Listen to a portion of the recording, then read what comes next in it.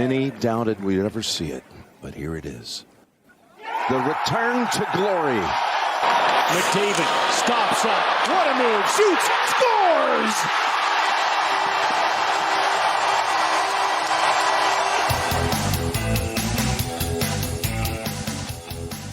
Hey, everybody, and welcome to The Outsiders. This is podcast number 27. It's Bryn Griffiths along with Robin Brownlee, who joins us from his remote location studio somewhere in the west end of Edmonton, Alberta, Canada. How you doing? Hey, I'm excellent. Looking out the window, watching the leaves turn color and blow away. Winter is on the way, pal. I'm trying not to think about it because usually we're thinking a little hockey at this point, but hockey just wrapped up. Doesn't it? I'm really out of sync here. How do you feel?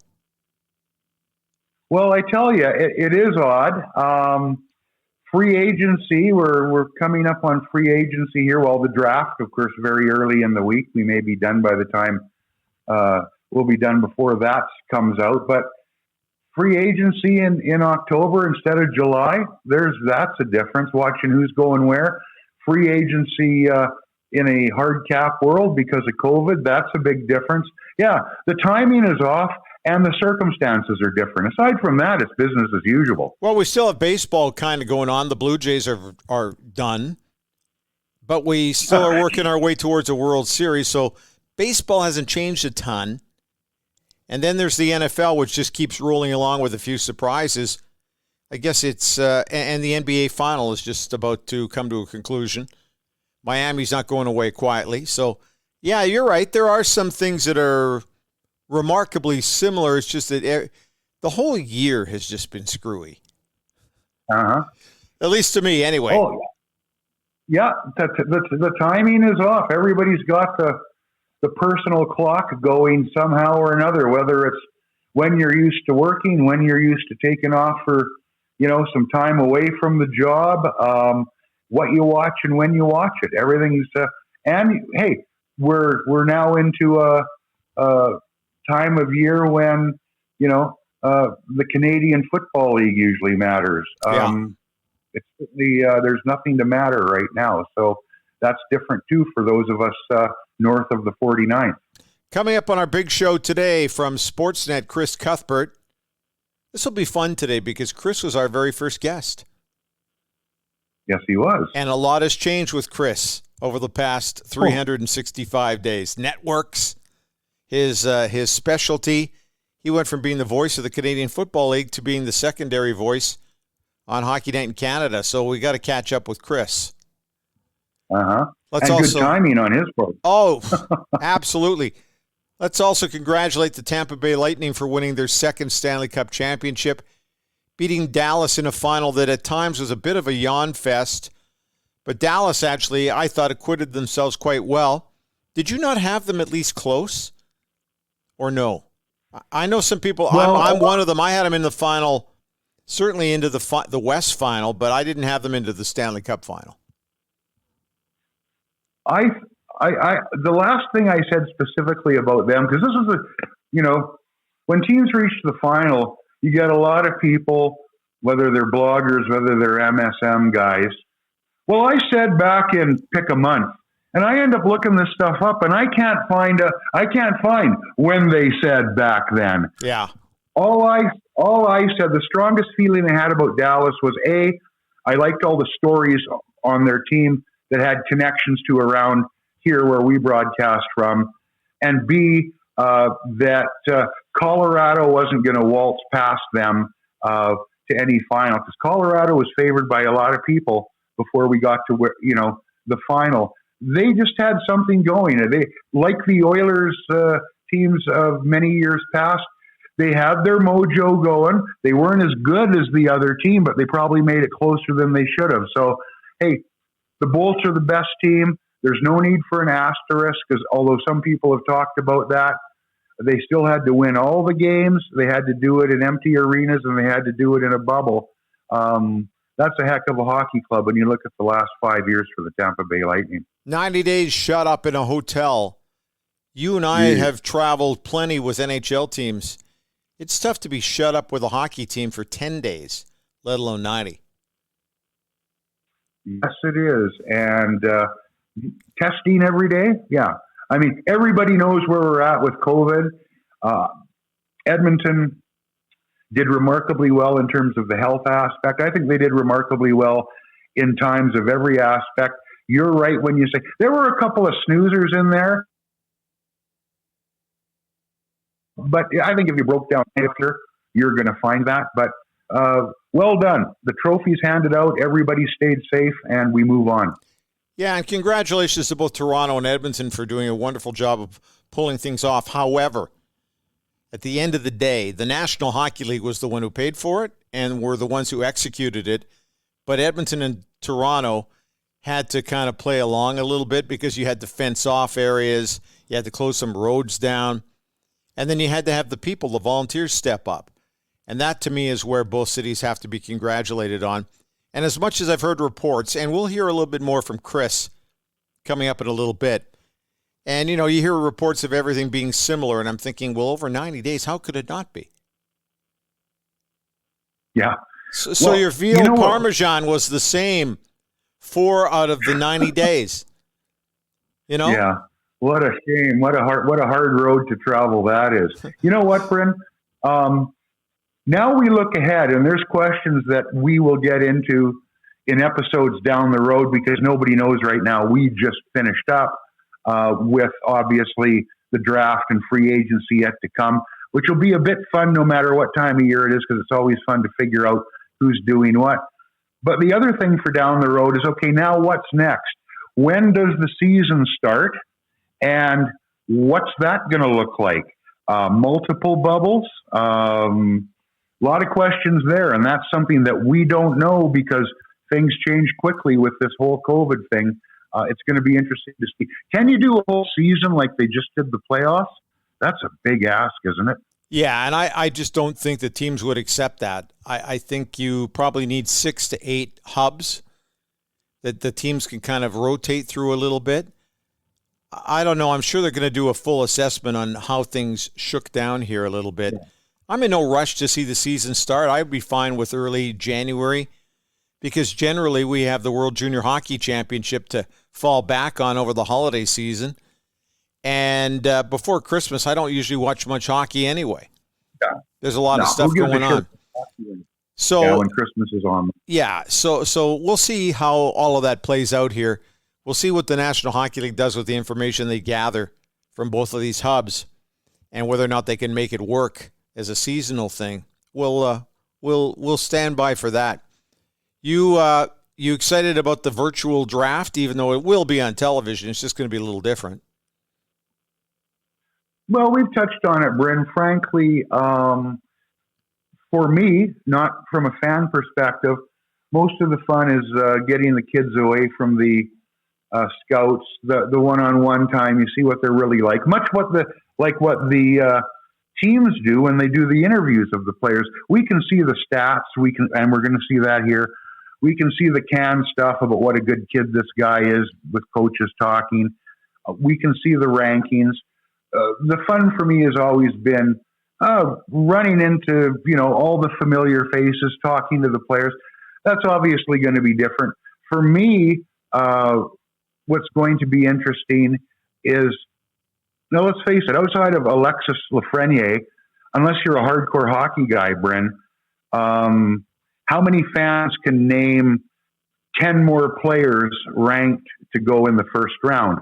I think you got to be pretty hardcore to do that.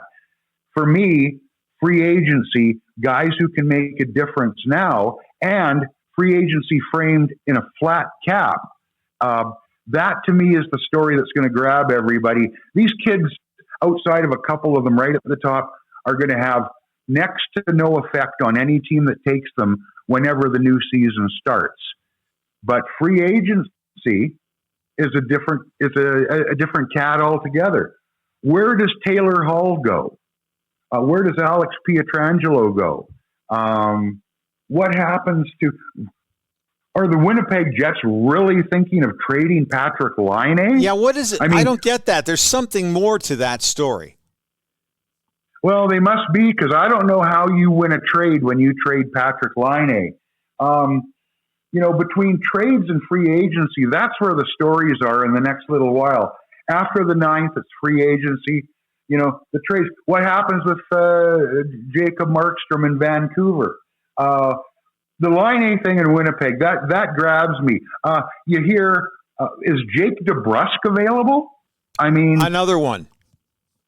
Yeah, and you got to, if you just go, people say, well, what people? Fans on a fan site?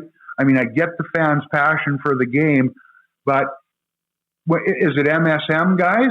If there's guys in the know, and we know who those people are, Bryn, that bring up names like that, I'm hearing this or I'm hearing that, you've got to listen. You got to check it out. It strikes me as bizarre that a guy like Patrick Laine would be available unless, like you say, there's something more to it. Jake DeBrusk, go down the list. There's some big names. Jack Eichel's name's out there. Like, really? Yeah, like why do you make that move? I understand why Arizona's doing what they're doing. They're not in the they're not in the sweepstakes for Taylor Hall. They got to let Oliver Ekman-Larsson go because they can't afford him. They're cutting payroll, but Patrick Laine, really? Let's talk about Oliver Ekman-Larsson. He's given permission for Arizona. He could be traded to 2 cities with his non-movement clause, and it's Vancouver and Boston. Does that surprise you? Excuse me. That's okay. Well, it does. It does that you would have such a restrictive clause in your contract, and that the team would agree to that initially. Talk about hamstringing your GM. Oh yeah. I mean, what's worse than that?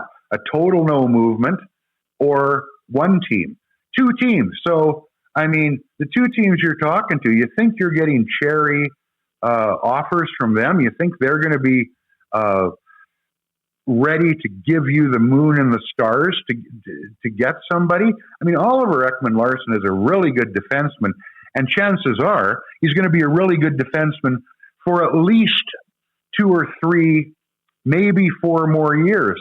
But there's a lot more than 4 years at $8.25 million a year left on that contract. The last thing you want to be doing is going, what the hell are we paying this guy $8.25 million a season for when he's 34 and he doesn't even resemble the guy he used to be? Okay, we see Jason Spetz has signed a 1-year deal to remain in Toronto. It's not for a ton of cash. Are you a little surprised he's continuing to play? Well, no, because it's not about money for Spezza now. It is interesting, though, the arc of the career, Bryn, when we talk about, we've just mentioned Taylor Hall. Yeah. Jason Spezza, I don't recall him being labeled as generational a talent, but he was a big deal in his draft year. Everybody wanted the kid. Now, all these years later, he's not a kid anymore. He doesn't need to play, but he wants to play. So, any player that wants to hang on, we don't have a right to say, hey, go quietly into that good night.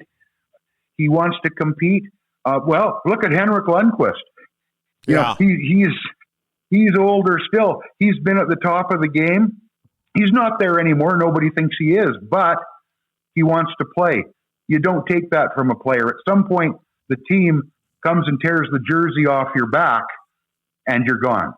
It's funny with Henrik, too. I saw him post something on Twitter this morning, and it was like an appeal to teams saying, look, I'm not done yet. I don't feel like I'm done yet. I still want to play. Yeah. And I like that, actually. I think that's great. I don't know how much he's got left, and I don't think he can be a number 1 guy anywhere, but he certainly would be a great backup. But you got to go from big money to backup money, and it's one thing to say you still have that hunger to play.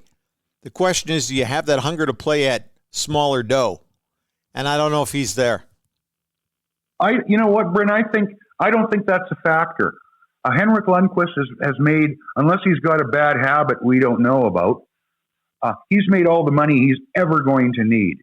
And it's about, when they say, I think I can still play, let's be honest, sometimes they're kidding themselves. Every player who gets to that level wouldn't get there if part of the picture, aside from talent and work ethic, was the desire to play. I think players miss playing in the sense of the room, the time on the bus, the time on the road, the time with their friends. That hockey club, especially for a guy who stayed in one place like Henrik has, that becomes a family. And you miss that. I've heard guys honestly talk off the record to me who say, Robin, not bragging, but I've got all the money I'll ever need, but I miss the guys. Yeah. I miss the time between games. I miss sitting around shooting the shit in the dressing room while we work on our sticks, the practical jokes, the camaraderie. Henrik Lundqvist, if the PA would allow it, he could pay for play for a ham sandwich and per diem, and he's not going to miss that money. I think he just wants to be around the game. I think there's some big changes coming in Edmonton. I think there's some big changes coming in Calgary. Obviously, when you're talking Patrick Laine in Winnipeg, there's going to be change there. Vancouver, to get Oliver Ekman-Larsson, are going to have to make some big moves. I don't know if that's going to happen. But one of the things that bothers me a little bit, and I'll focus in on Edmonton and Ryan Nugent-Hopkins. I'm a big fan of Nuge. I think he plays the game really at both ends of the arena. But this hockey club in the Alberta capital hasn't won anything, has been in the playoffs once in a very long time. It's time to shake up the jigsaw puzzle a little bit here. To continually not want to change some of these key elements on your hockey club, that to me is an admission of failure. I think the time has come for some of these teams. Johnny Gaudreau in Calgary, it's not working there. I still can't believe that the GM has got none on them in Calgary, and I still can't figure that out. They gotta drop a few big guys and bring a few other big guys in to shake it up a little bit. Or am I overreacting? I think I wouldn't say overreacting. You've got to be very careful when you start to suggest, and you are indirectly, that moving one of the Oilers' best, 3 or 4 players, Connor, Draisaitl, if you consider Clefbaum was very valuable before the show. He's one of the top 3 or 4 players. When you suggest even indirectly that one of the solutions is moving one of your best 3 or 4 players, the back half of that solution better be really good. Oh, yeah. You need to get some shake up for shake up sake. I've never agreed with. Is there complacency? Well, there shouldn't be, because they haven't won anything. But is there room to improve and do it properly? Sure there is. The record speaks for itself. Is that Nugent Hopkins? I'm not sure. If you know what, if what comes back makes sense, addresses a weakness or a need, absolutely. What you can't do now is say, you can't go too far the other way. Nuge has been a good soldier. He's played through tough times. We've got to keep him. And you'd like to keep him if you don't get something back for him that helps the club, but you don't keep him at, let's give him 7.5 times 8. No. Ryan Nugent-Hopkins is not a $7.5 million hockey player. It's not a knock on the kid. Ryan Nugent-Hopkins has been a good company man. He has been a good soldier, as they say, but he's been compensated handsomely for that loyalty. And you don't go off the deep end. I say you don't show him up by offering him a pay cut. But if I'm Ken Holland, I'm starting at 6.25, which is not, as they say, chump change. It's a marginal raise, and I go maybe 6 years max. I'm not giving him 8, but that's me. I don't want to be paying a guy that kind of money into his mid-30s. But do you like Nugent Hopkins? I sure do. He's a handy, swift. You know what? He's that Swiss Army knife of players. He can do a lot of things well. I'd like to keep him unless another team calls and says, we'll give you something that makes sense for him, or B, he's willing to stay for reasonable money. Like I say, he's made almost $40 million so far, with $6 million still to go on his deal. You want to keep him? Yeah, don't offer him, don't slap him in the mouth and say, well, take $1 million pay cut and we'll let you stay. Remembering that Jordan Eberle took a pay cut to stay on the island. Let's not forget that. It does happen. But give him 6.25 times 6, call it good. Doesn't mean you can't trade him during that contract, but this keep him at any cost or trade him at any cost. Now, there's a happy middle ground that makes sense, and I bet you that's where Ken Holland falls. I just think that stagnant teams remain stagnant, and you got to take some risks once in a while. And if it means sending away a popular player for the opportunity to see whether or not you can improve, I think you got to do it. Anyway, Chris Cuthbert's coming up here in a couple of moments, but we got to tell you that The Outsiders is brought to you by the Macintosh Group at RE/MAX River City. You know, we keep hearing things about how tough the real estate market in the Alberta capital is right now, especially for sellers, especially over the past few years. Average days on the market keeps going up and home values keep going down. We've heard all those stories, but one of the things I got to tell you is that Brent and his folks, they've been doing this for a long time. They know exactly what's going on in the Edmonton market. Not only are they a wonderful people, but they like to have some fun. They want to make it challenging, and they want to move your home. They know how important it is to you. And to have Brent, who I've known since the early 1990s, come on and say, I want to be part of the Outsiders. I can't thank him enough, Rob, and I know you're exactly the same way.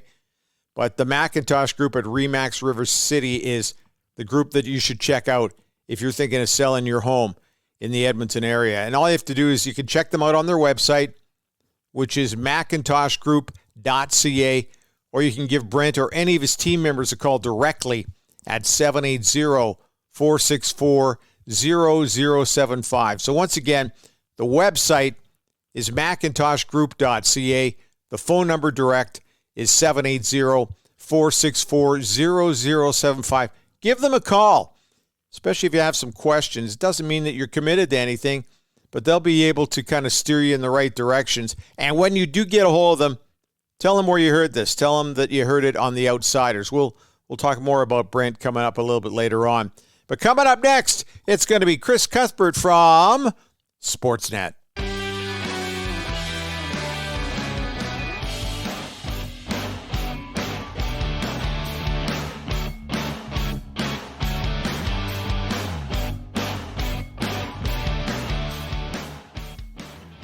You know, he was our very first guest on The Outsiders last year. It is really hard to believe that we haven't had Chris on in 13 months. So much has changed over that time, with all of us, actually. But Chris, welcome back to The Outsiders. How you doing? I'm almost an insider now, so good to be with you. And just a few things have changed in 13 months. Let's get right to your biggest change before we start talking about bubbles and CFL and NHL. You made a monstrous change network-wise from TSN to Sportsnet inside this last year. I'd heard rumbles that was coming a long time before that, and then I didn't think anything was going to happen. But you make a huge jump. Was that purely to get back doing hockey? It was.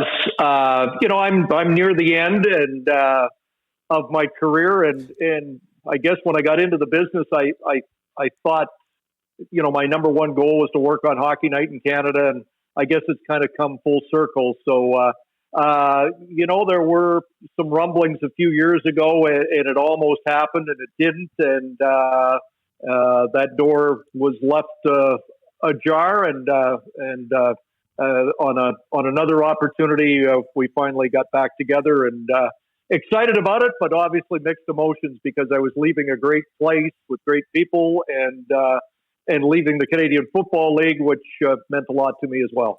We really develop great friendships with people in the broadcast business.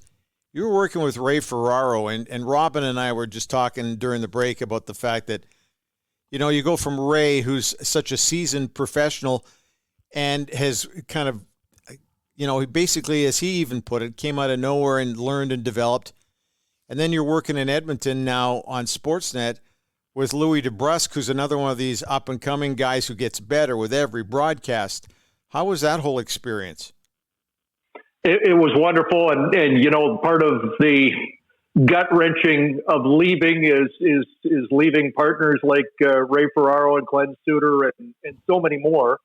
At one point I'd counted in the last year, I think I was well over 60 color commentators. So you do get to match up with a lot of people, and there's almost nobody on the list of people that I haven't enjoyed working with and relished the opportunity and got better because of. But then you saddle up beside Louis, and in the first period of the first game, it feels like we've been doing it for years. And I was excited about the prospects of working with Louis before we started, but I felt even better about it as soon as they dropped the puck, because I just felt like the way we approach things, the way we think about a broadcast, I think is similar, and it just to me was a terrific fit from the get go, and it got better as I got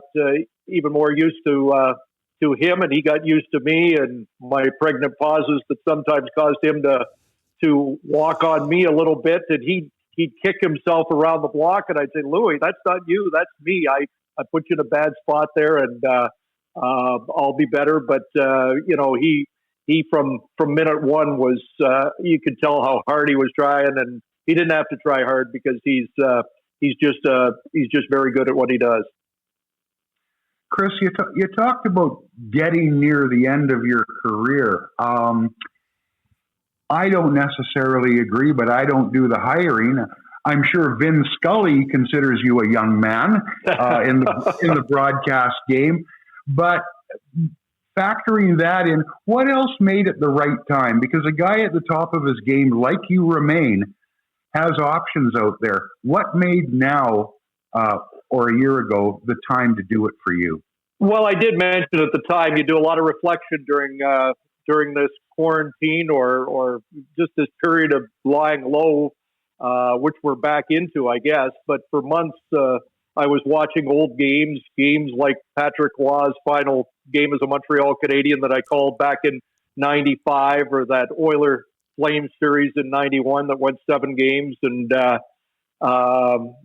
you start thinking about, how special those games were and are still. And there's the same with the football games. I mean, they were replaying old games, and they bring back great memories. I just felt like I'd done everything I could in the Canadian Football League. I'd been involved in 25 Grey Cup broadcasts. I was well over 800 games called, and I thought about, it'd be cool to maybe be the first football announcer to hit 1,000 games. But, I just thought there was more things left undone on the hockey side. And while I'm assessing that, I'm thinking, if I don't move, I've got to wait 6 more years, and then I am officially old in my terms.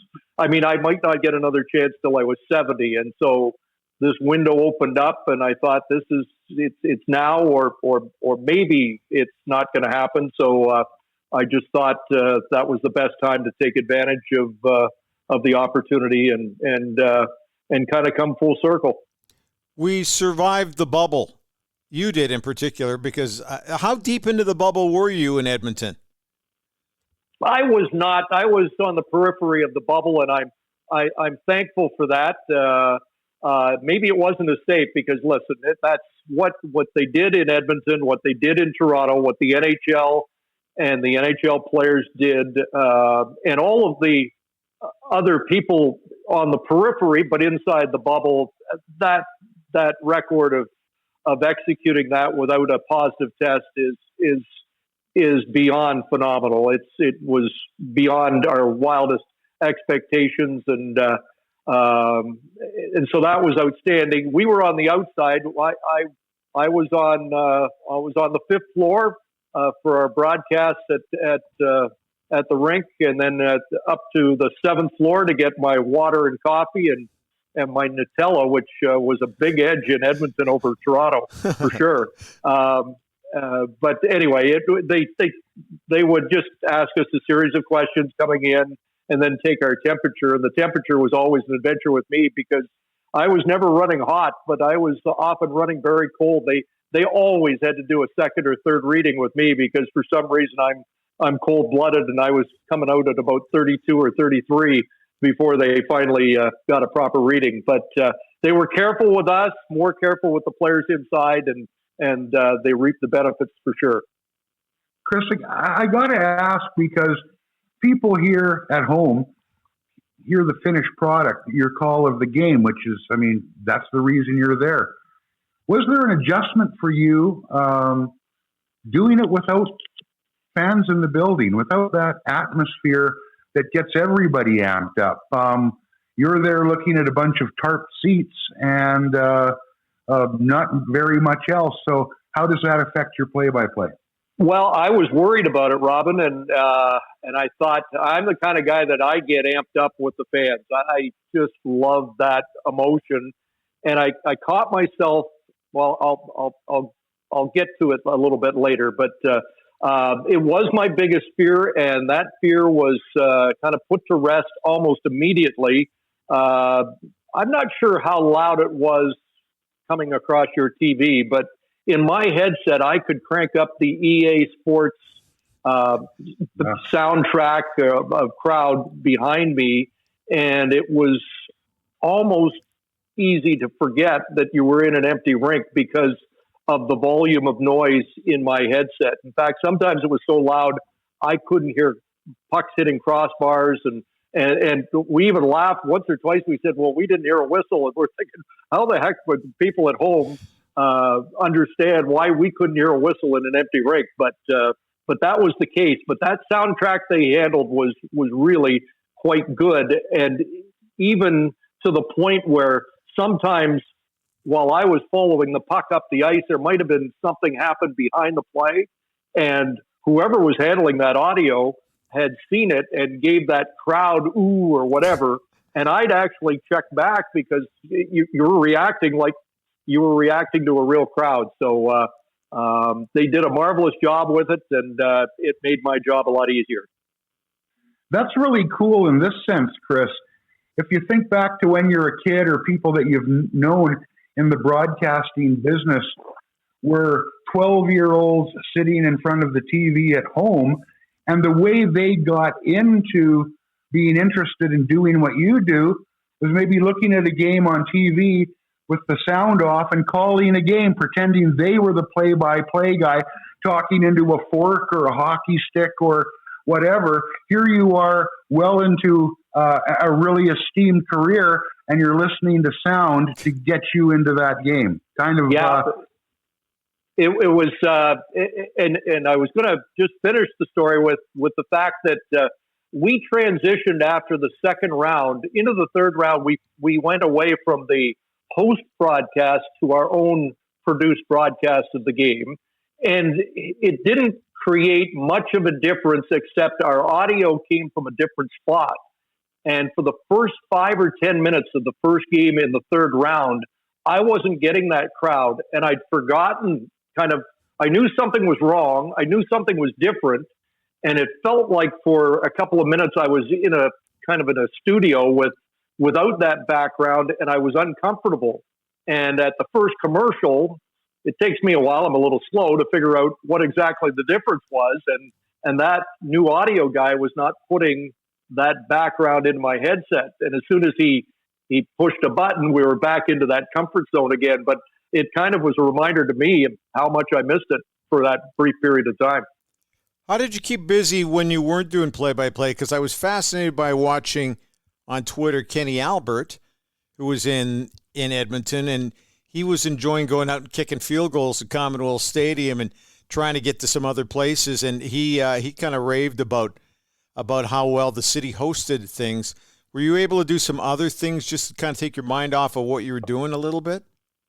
Yeah, again, Kenny was in the bubble, so he was a lot more restricted than me. I love doing my River Valley walk.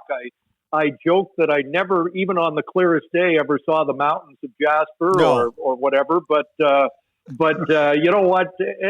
There were more than a couple of times where I just went past the McDonald Hotel and looked down into the River Valley, and I thought, that's really the only shot they needed to sell Edmonton. It was spectacular, and I love that River Valley walk. And we were able to. I know a lot of the guys in the bubble had to do order in food. I did that too, but often I would go over and pick it up from one of the restaurants around the Westin Hotel, and I had pretty good scouting reports from people like Quinn Phillips and others who gave me a line on stuff, and I have some favorites from being there over and over again, and some new discoveries. And so it seemed to be, when you had time, it was just a little bit of an adventure of where you were going to and what you were going to eat next. But I did 45 games in total, 40 in the first 40 days. So instead of building an arc, I was pretty busy just prepping. And I will tell you that maybe I'm guilty at times of over prepping, but my day was usually almost full.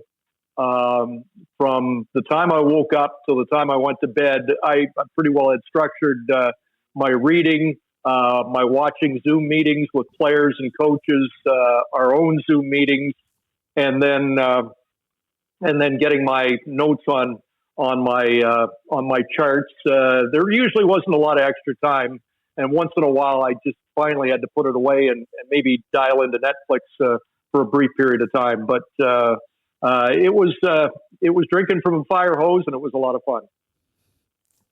Chris, we want to talk to you a little bit about the CFL, but one last thing about the bubble situation looking forward before we do that. Edmonton and Toronto did a terrific job at this, pulling it off, keeping everybody healthy. Tampa takes home the Stanley Cup. What does it look like moving forward? Bubble-wise, playing now a full season. You were a lot closer to it than we were. How does the NHL pull this off, whether the season starts in early January or late January? What happens next in your mind? Yeah, there's a million theories and questions going forward. And I think we've had some hints that they're not embracing the bubble concept of, the way we just saw it. And I understand why. I do think we could get a tiered season where we might have empty rinks for a third of whatever length of season it is, and then maybe a few people allowed into the rink, and then getting to a different level of attendance, because it sounds as if they're going to need people buying tickets for some portion of the season for it to go off. I wonder about a looser bubble, or 4 bubbles for, let's say, to get 15 or 20 games in a month's time. Let's get the Canadian teams into Edmonton, Vancouver, Toronto, wherever, and have them rip off 15, 16 games in a month in a bubble, and buy yourself a little more time to go back and regroup for the next phase, which would be maybe half-filled rinks. It's all up in the air as the numbers start to climb again, which is scary, and it leads to more pessimism about how we get going. But at the same time, we watched the Stanley Cup final with watch parties in Tampa, where people are shoulder to shoulder, and 10,000 people estimated in the rink at American Airlines watching the game on a scoreboard. When you're thinking, man, if they got that many people in there to watch a game on the scoreboard, why aren't they playing the game there? But do we need a bubble where players are tested every day, because the expense of that was high? I mean, it was perfect, but can they be as successful relaxing it a little bit, having 7 teams in 7 different hotels and coming in 7 different ways or whatever, and without being tested over and over again. Excuse me, that's one of the questions they'll deal with. But beyond a month away from families, I can't see the players going for what they just went through for a month and a half or 2 months. Hey, before we start talking about the Canadian Football League and the fact that we're not watching it, I just wanted to ask. So now you're working with Louis. Is that telling fans that there's a commitment with Sportsnet that you're going to be doing the Western games, or can you say anything? No, I think I think it's wide open. When I signed up, I was pretty sure I was going to call Leaf midweek games, and then on Saturdays it could be anywhere, and I'll sign up for anything. I mean, I absolutely love being able to call the Oilers, the Flames, the Jets, and the Canucks something. When I was doing midweek Ottawa Senator games, I did very infrequently over the last few years. I can't wait to get back to calling a game at the Bell Center on a Saturday night. That will be spectacular if I get that opportunity. So nothing written in stone. A lot was made of one of the reasons I wanted to come over is I haven't called a Stanley Cup, and I have assurances that in the 4 years that I've signed, I will get to do one. And I know it got worked over a little bit that, where was Cuthbert in the final? Well, I didn't think I deserved to do the final the first year, just the new guy coming back in. And if I'm signing up to do a Stanley Cup final, I hope it's with a full house. And I just want to finish. The one thing I didn't mention about the crowds was I told you how I kind of you get accustomed to the sound in your ear. Well, before Game 7 of the Vegas-Vancouver series, they ran on the scoreboard what the Vegas crowd had looked like the year before in a Game 7 scenario. And it was a stark reminder, wow, is that ever different than what we went through? So, yeah, I want to be able to call the biggest game in hockey in a full house going off like that for sure. Chris, let's talk CFL. Close to your heart, you called that game for a long time. I know it's a struggle for everybody out there now, no matter what league, and adjustments have to be made. I worry about the CFL. There is no more gate-driven league than the Canadian Football League, and budgets are shoestring relative to almost all what we consider the major sports leagues. What has to happen for us to have a season next year after a year when there's no season, no playoffs, and no Grey Cup? I'm pessimistic about the future, at least right now.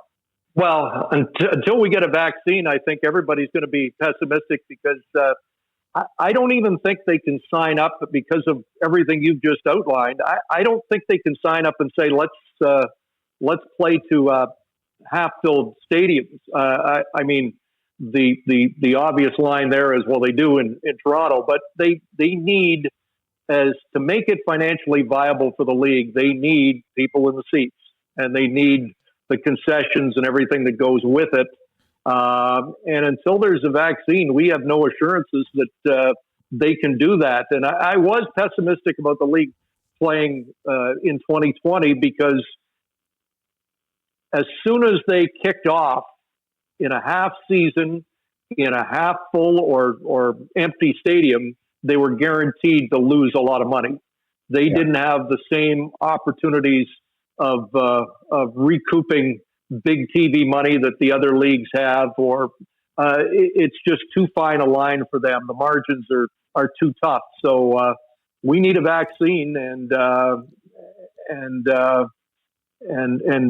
maybe some support financially from the government in some way, whether it's to players or to interest-free loans. I don't have those answers, and from what I understand, the presentation to the government probably did not do a good enough job of selling the virtues of what this league means in the fabric of Canada, and that's too bad. In the long run, maybe it didn't matter. Maybe that any money they were going to get was still going to be money that was going to be a losing venture. So now they've got to regroup. they've got a year to plan to make sure that if there is a vaccine and we can get people back in the stadium, they can relaunch and get this thing back to where it was, because the CFL 2.0 is not all about international players now. It's about relaunching the Canadian Football League as we know it and keeping it relevant for Canadian fans. Sportsnet's, still sounds funny to say that, Sportsnet's Chris Cuthbert joining us on The Outsiders today. All the way through July, there was the anticipation of getting the NHL thing going. And then we watched it all the way through August. We talked on this podcast the day after Labor Day about how all of a sudden the fact we weren't watching the Canadian Football League or the Eskimos and the Stampeders or the Bombers taking on the Saskatchewan Roughriders, it just seemed to hit us on Labor Day. Did you feel the same way?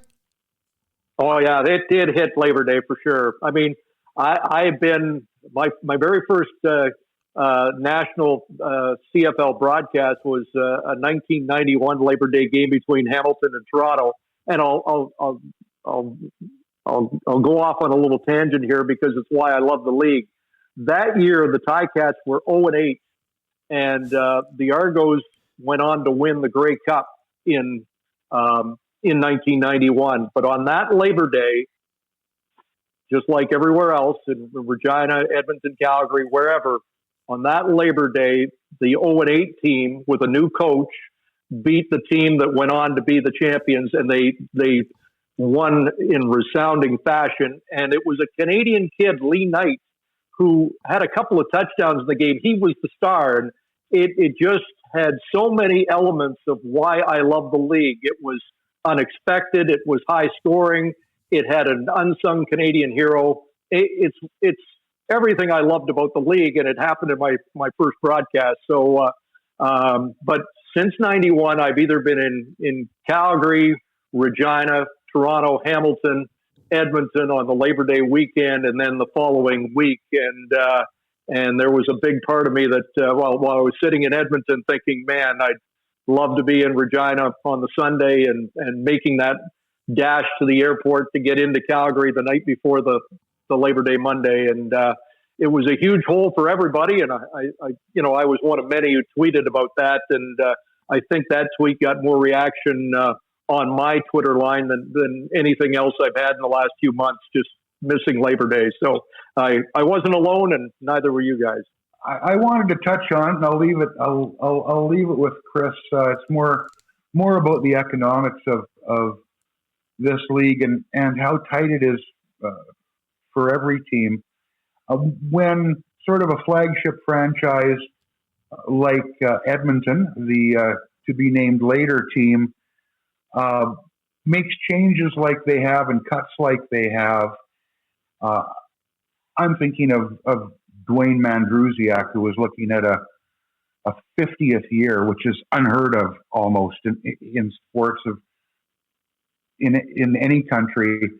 But we see it across the league. It's not just about Dwayne, but this league needs some rejigging.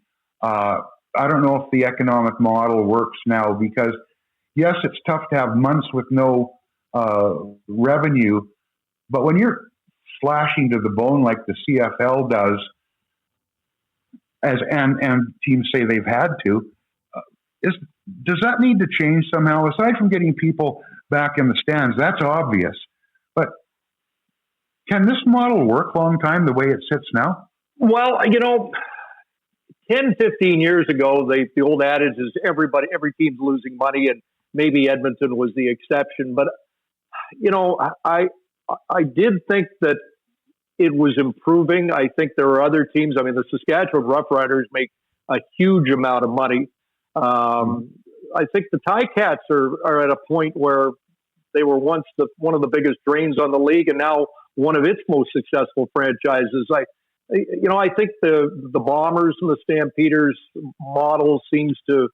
It's not a get-rich-quick operation. It's not a get-rich operation in any way. But I thought that the financial model was strengthening a little bit. When I did my first Grey Cup game in '96, a lot of people said, "Boy, glad you're getting this chance because it's the last Grey Cup there's going to be. I mean, that's how bad it was back then.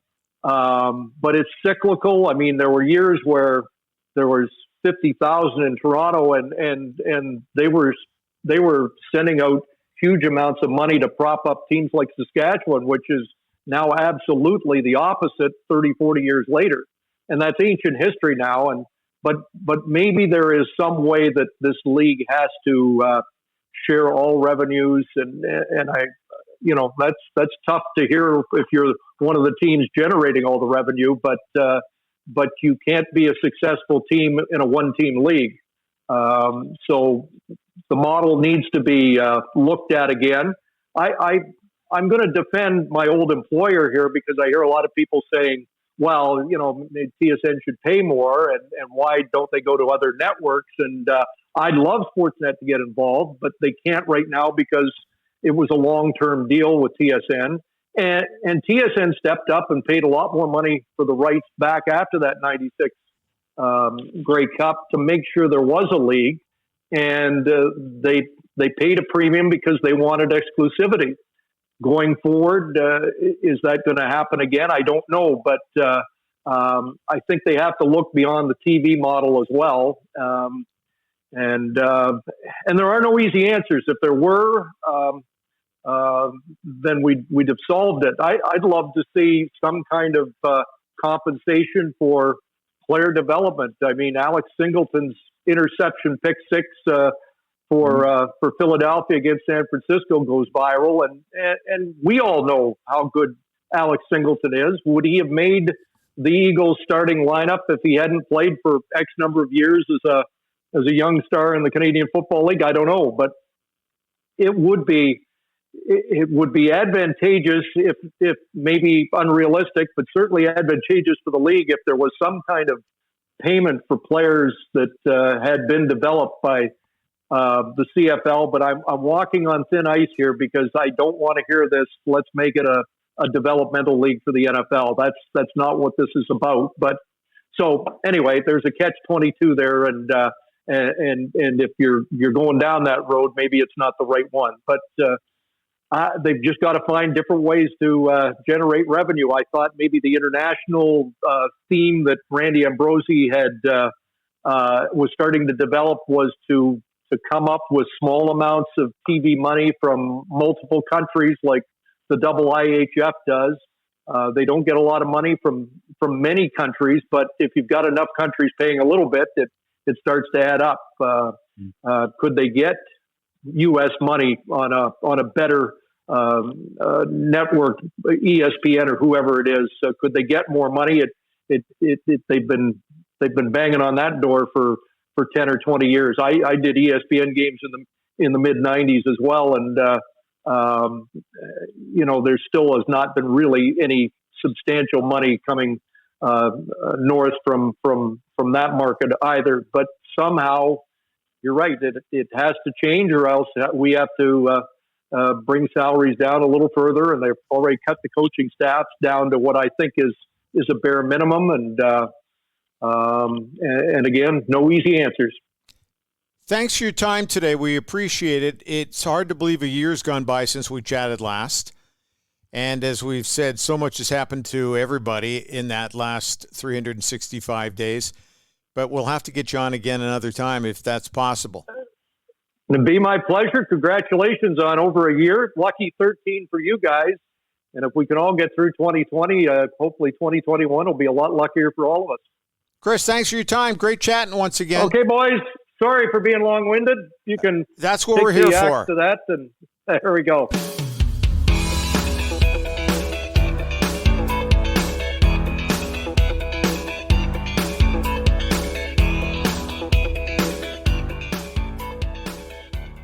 Big thank you to Sportsnet's Chris Cuthbert for joining us on The Outsiders. Like I said, a year has gone by. It's hard to believe.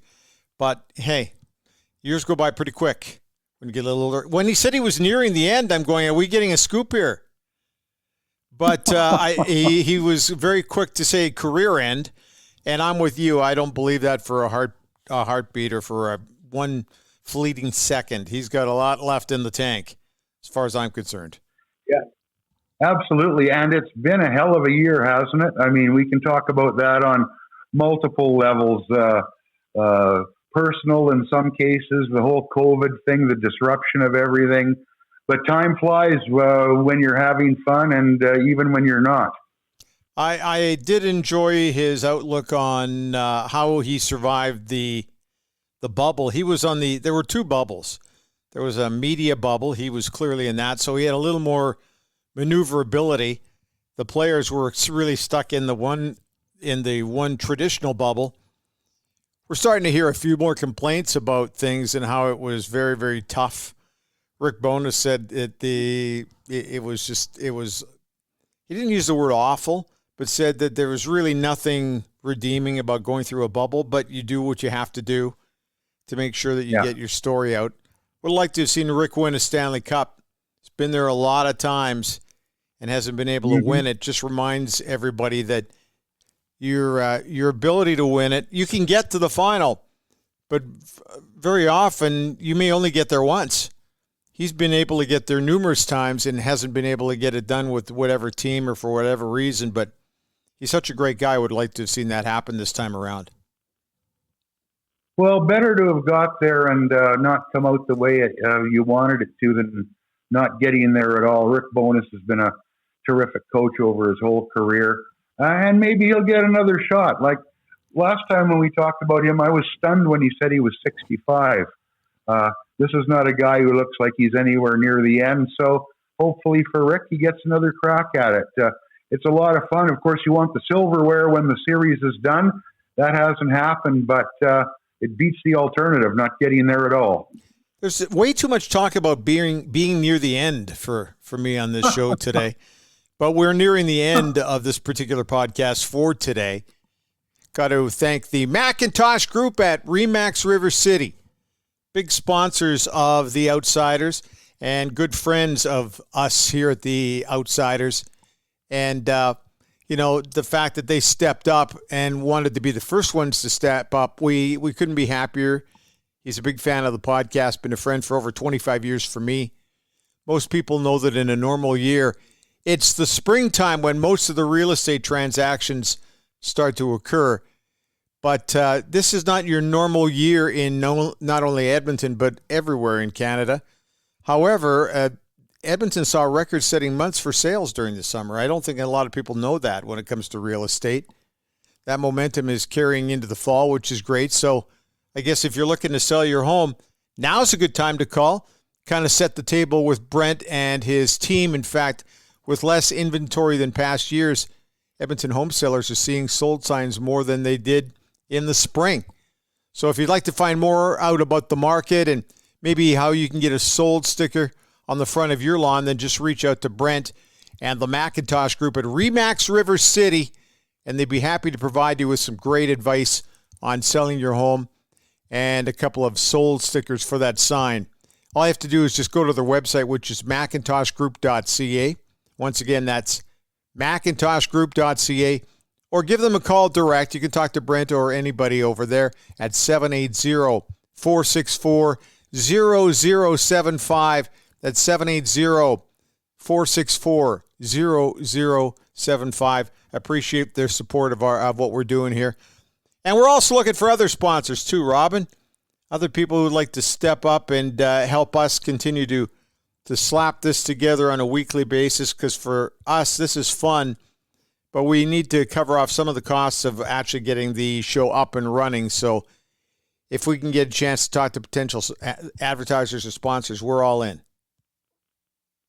Yeah, absolutely. And, contact Bryn or I, you can DM me through Twitter or any social media. We'd love to hear from you. We're going to keep doing this. We'd like you to come along for the ride, and let's go from there. Yeah, all you have to do is drop us an email at mightymouth@shaw.ca.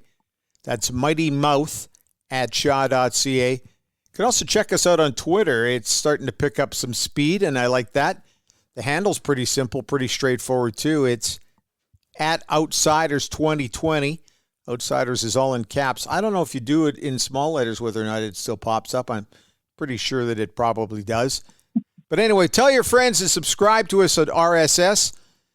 And that way you can check out our feed. As soon as we download or drop a new podcast, you'll be told immediately on all of the favorite ear candy sites like Apple, Google, Spotify, Pocket Casts.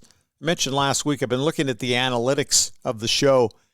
Apple is the number one source where people are getting our podcast from, but Pocket Casts is a solid number 2. I have a Pocket Cast account, but I'm on Spotify a lot with my music, and I like to listen to podcasts there as well. But like I said, there's many different ways where you can track us down, so that's about it. We're going to have a lot to talk about next week, I have a feeling. Yes, we are. Lots of hockey stuff. Free agency will be underway, and I expect the big names to go very quickly, as often happens. So it'll be a lot of fun next week. We'll see what happens then. Also coming up on the show next week, Tara Sloan is going to join us from Sportsnet. She's got a really great show on Sunday mornings where they focus on Canadian athletes, female Canadian athletes that are making their mark not only in Canada but around the world. Just a couple of, like Haley Wickenheiser, Christine Sinclair. I mean, there's a lot of them, and they make us all very proud to be wearing the red and white and that maple leaf. So we'll be talking with Tara and everything else that's coming down the pipe. Robin, thanks for your time today, and we'll talk next week. Oh, good. Let's get out of here, pal. Yeah, well, let's beat it.